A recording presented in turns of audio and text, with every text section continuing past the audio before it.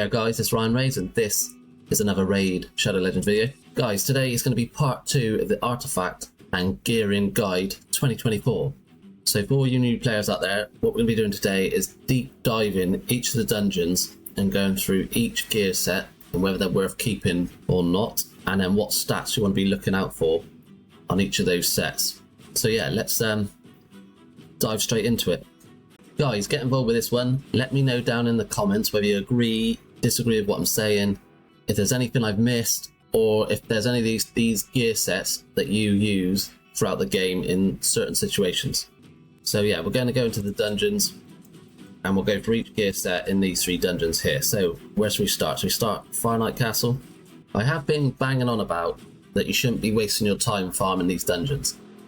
However, if you're an early game player or even a mid game player, you can still use some of these pieces. All I'm trying to say is you shouldn't waste thousands upon energy farming these dungeons when most of these sets are just obsolete or just utter crap. And you should be using most of your energy to like level up champions and farm masteries instead of wasting it on crap gear sets in these dungeons. The only time I really farm these dungeons is whether it's for a mission or a challenge or a fusion to complete the events, or if there is a certain event on for a specific set that is decent. So at the moment there is a 2x on Savage, so if you're low on Savage or you want some Savage, this is probably a good time to chuck some energy into farming it. So we'll go for each set and detail what's worth farming and what's not. As in today's game is all about the 9-piece sets and possibly some of the forge sets. Not many people use these dungeon sets anymore. There's a handful what are half decent, whereas most of it's just utter trash really. So let's start with the Fire Knight Castle. We'll go for each set whether they're worth farming or not, and on the sets that are worth going for early game players to mid game players, we'll go through what stats you should be looking for on each of these artifact sets. I won't bother talking about stats on the sets what are just utter trash. We'll just move on by them. So right, let's get going. So starting off with the Fury set, it increases your damage as your HP gets reduced. So I've never used it, it's normally just an instant sell, and I'm going to go with trash. The Curing set, it gives you a 20% bonus heal and restores some of your destroyed max HP. So the places you're going to be using this is Hydra and the Sand Devil. So it's not really relevant for a really early game player. So when you hit the later game, you might argue you might want a couple sets of this, but for now I would just bypass that one. Immunity set, I think it used to be quite strong back in the day, but I don't think it's really used anymore, so I'm going to go with trash.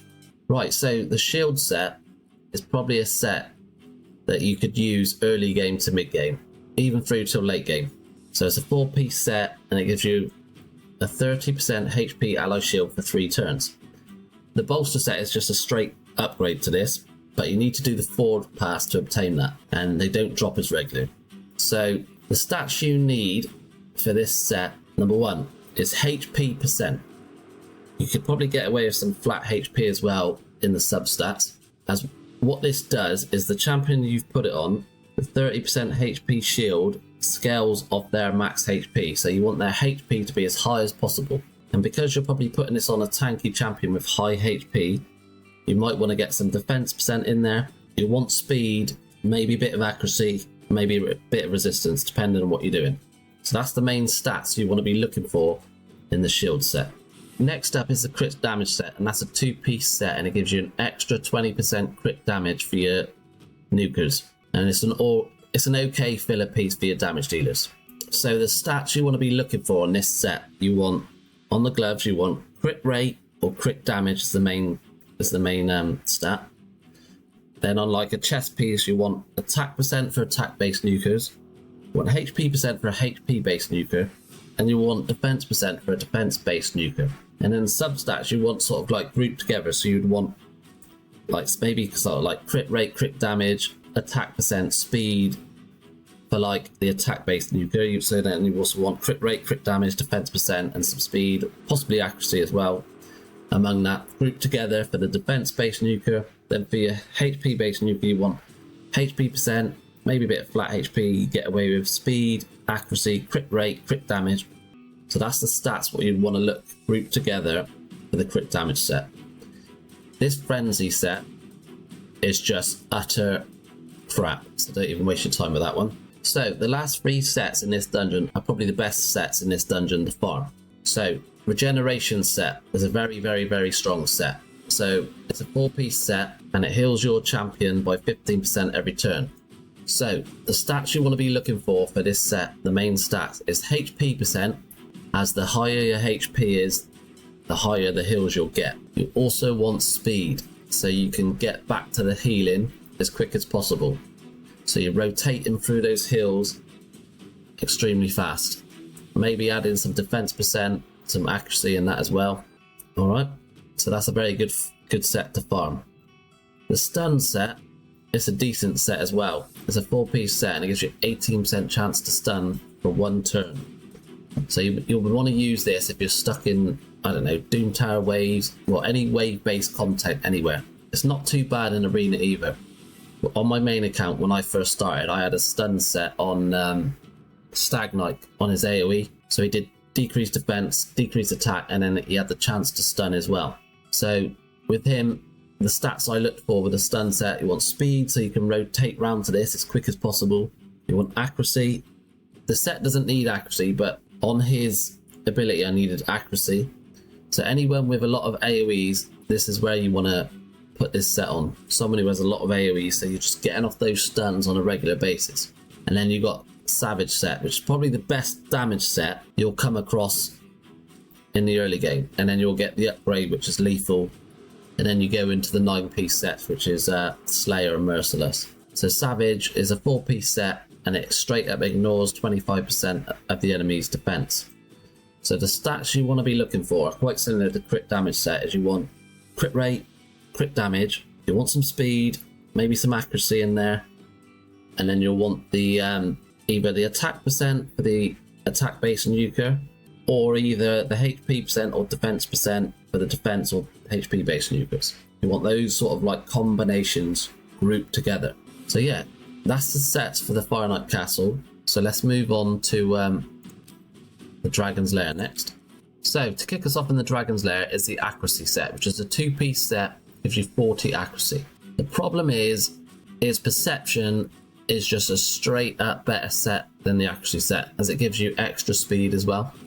So I would just go for perception over this. I wouldn't even bother equipping your champions with this unless you've got no perception, but you should have perception because it's available in the Forge.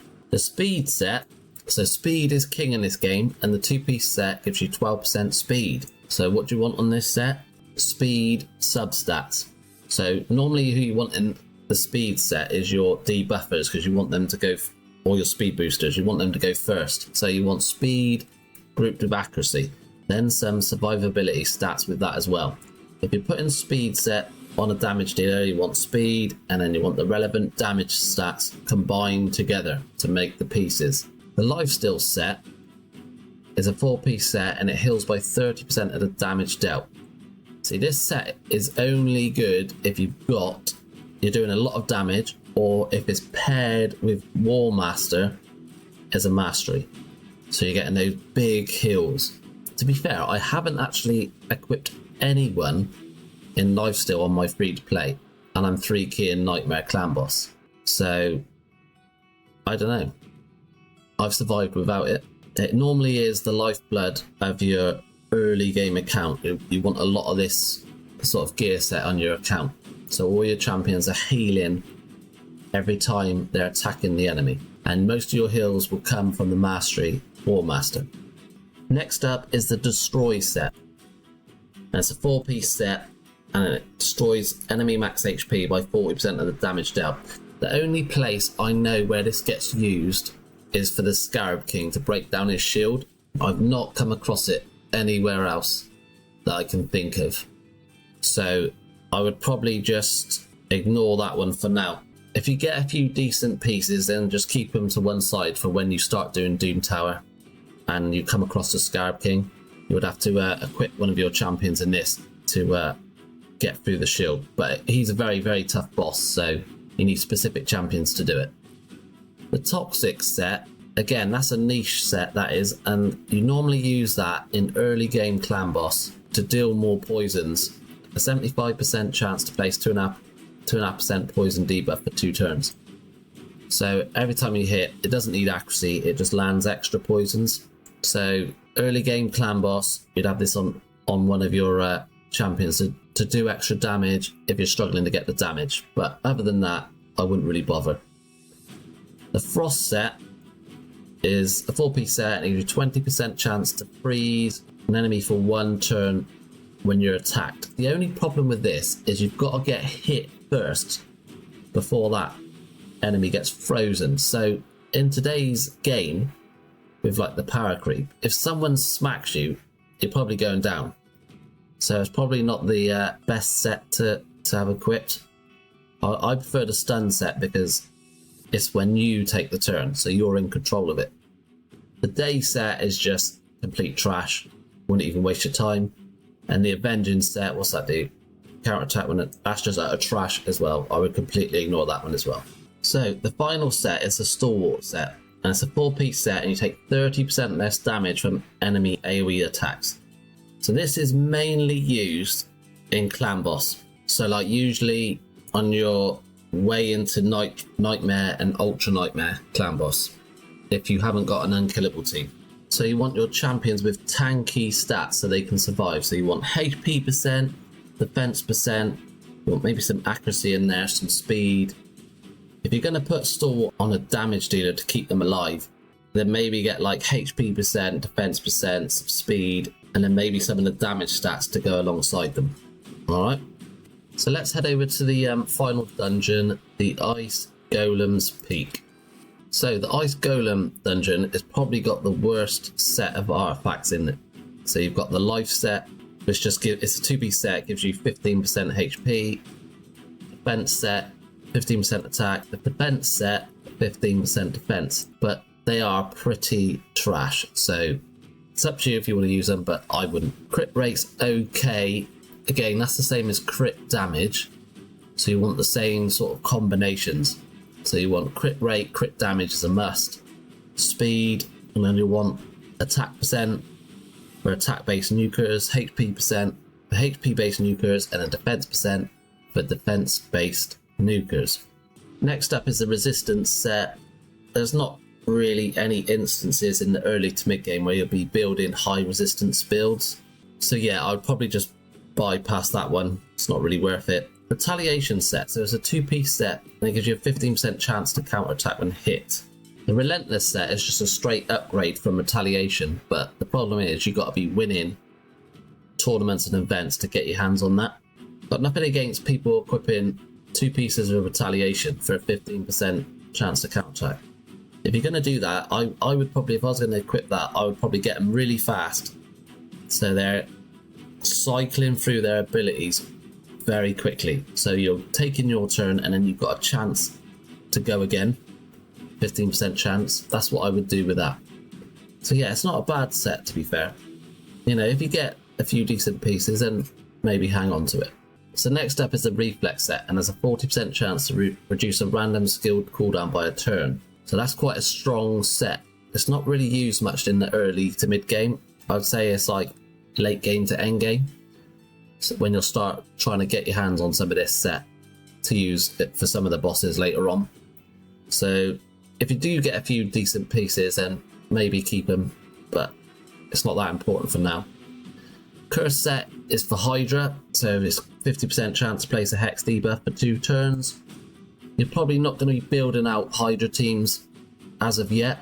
Again, if you get a few decent pieces of this, keep it to one side for later on in the game, as you could build out a champion for each of your Hydra teams in a curse set to do more damage. The one set you might use for early game Hydra is this Provoke set if you haven't got a Provoke champion. It's got a 30% chance to place a Provoke for 1 turn, and it doesn't need accuracy. So you could put that on 1 or 2 of your champions in your Hydra run to provoke the Head of Decay, who does a cleanse across all the heads and removes all your debuffs early on in the fight. So that could be a useful set, but then most early game players, you pick up Jazzo anyway, and he's got a 2-turn provoke. So Whether you build him out, I don't know, you could put a provoke set on him for the extra chances to get the provokes away. I don't know. It's a possibility. But yeah, that's the last set of the dungeons, because the event dungeon isn't open at this time, because we would have went through what was ever in that one, but it's been saying coming soon for a little while now. So the take-home message: don't waste thousands upon thousands of energy farming these dungeons. You can still use a lot of the pieces from each of the sets as long as they got decent substats on them. I just wouldn't waste loads of energy in these farming unless you're doing missions and challenges, the events for a fusion, or like this now, they've got a 2-3x on certain gear sets. So let's have a look. What sets would you want a 2-3x on? Maybe a reflex set later on in game.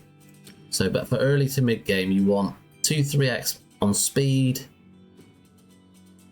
Possibly, maybe go for a lifesteal. Maybe a stalwart, maybe for clan boss. And then in the Fire Knight, a 2-3x, you want to go regen, savage, definitely regen and savage, and then possibly stun. And then start building sets up in each of those gear sets with decent substats. So yeah, that's how I would approach farming dungeons in 2024. Anyway, that's everything from me then, guys. The next video, what we'll do is we'll deep dive all the artifacts in the forge, and we'll go through each of these and what you should be going for and what you could sort of skip, but that'll be in the next video. All right, so anyway, I hope you're having a good week so far, and I'll catch you in the next one.